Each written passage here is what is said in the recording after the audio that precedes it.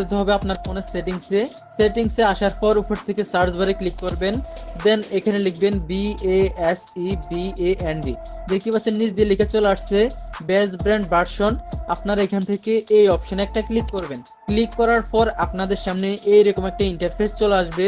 তারপর আমরা এখানে একটা অপশন পেয়ে যাব MIUI ভার্সন।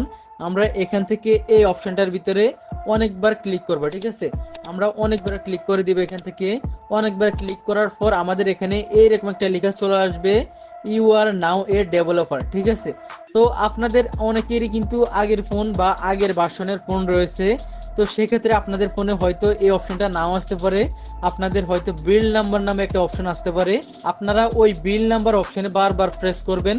প্রেস করলে আপনাদের সেম এইরকম একটা লেখা চলে আসবে you R now A developer, ঠিক আছে। তারপর এইরকম লেখা আসার পর আমরা এখান থেকে ব্যাকে চলে আসবো। ব্যাকে এসে আমরা পুনরায় আবারও সার্চ বারে ক্লিক করব।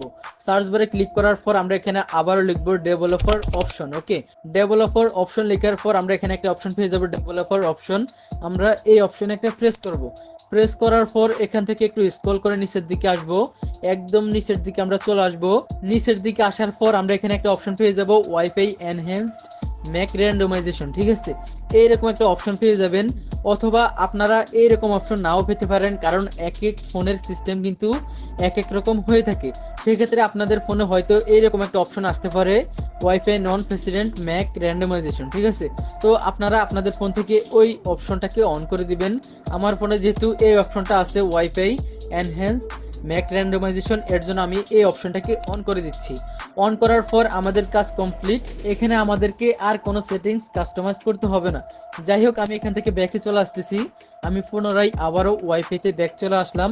এখন আমি আমার ফোনে এই ওয়াইফাইটাকে আনব্লক করব। তো আনব্লক করার জন্য আমরা এখান থেকে এই অ্যারো আইকনে ক্লিক করব। ক্লিক করার পর আমরা নিচ থেকে ফরগেট নেটওয়ার্কে ক্লিক করে দেন এখান থেকে ওকেতে প্রেস করে ওই ওয়াইফাইটার পাসওয়ার্ডটাকে রিসেট করে নেব। ওকে, তারপর আমরা পুনরায় ওই ওয়াইফাইটার উপরে একটা ক্লিক করে দিব। তারপর আমরা ভিডিওর প্রথমে যে পাসওয়ার্ডটা বের করেছিলাম এই ওয়াইফাইয়ের, ওই পাসওয়ার্ডটা এখানে বসিয়ে নিব। বসানোর পর এখান থেকে কানেক্টে ক্লিক করে দিব। কানেক্টে ক্লিক করার সাথে সাথে দেখতে পাচ্ছেন আমার ফোনে কিন্তু পুনরায় ওয়াইফাইটা কিন্তু কানেক্টেড হয়ে গেছে। আমি কোনো প্রকার অ্যাডমিন প্যানেলের হেল্প ছাড়া আমি নিজে নিজে এই সেটিংসগুলো কাস্টমাইজ করে ওই ওয়াইফাইটাকে আমার ফোন থেকে আনব্লক করে পুনরায় আমার ফোনে কানেক্টেড করে নিয়েছি। এবং দেখতে পাচ্ছেন আমার হাতের বাম পাশে যে অ্যাডমিন প্যানেল রয়েছে ওখানেও কিন্তু আমার ফোনের ইউজার নেমটা কিন্তু শো করতেছে।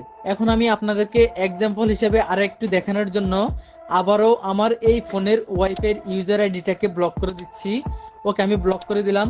দেখতে পাচ্ছেন ব্লক করে দেওয়ার সাথে সাথে আমার ওয়াইফাইটা কিন্তু আবারও ডিসকানেক্টেড হয়ে গেছে।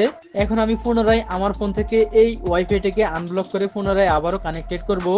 এর জন্য আমি এখান থেকে আবারও অ্যারো আইকনে ক্লিক করব। তারপর এখান থেকে ফরগেট নেটওয়ার্কে ক্লিক করব। তারপর ওকেতে প্রেস করে পুনরায় আবার পাসওয়ার্ডটা দিয়ে দিব। পাসওয়ার্ডটা দিয়ে এখান থেকে কানেক্টে ক্লিক করে দিব। কানেক্টে ক্লিক করার সাথে সাথে দেখতে পাচ্ছেন আমার ফোনে আবারও কিন্তু ওই ওয়াইফাইটা কানেক্টেড হয়ে গেছে।